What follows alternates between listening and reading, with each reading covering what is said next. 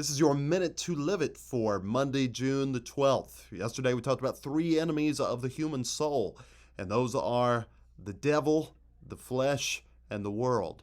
The devil is that external source of lies who is working on our flesh, which for a Christian is our old self, that is still at war against our new self, against the desires of the Spirit of God. And then the world is where these things become normalized. They become part of a culture to where they're just accepted. And we need to be able to see through these lies. And I encourage you to have your eyes open to that this week. I also want to encourage you, part of how we fight against these enemies is to sow to the Spirit.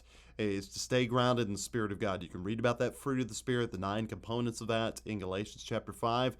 And then in chapter 6 talks about sowing to the Spirit. And so we sow to the Spirit whenever we spend time with fellow Christians. Worship is part of how we sow to the Spirit, particularly during your week. Prayer time and receiving Scripture.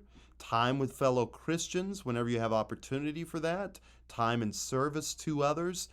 Time where you take time to fast and to slow down and to spend some time truly with God and not relying on just the normal course of the way the world functions, to break that cycle.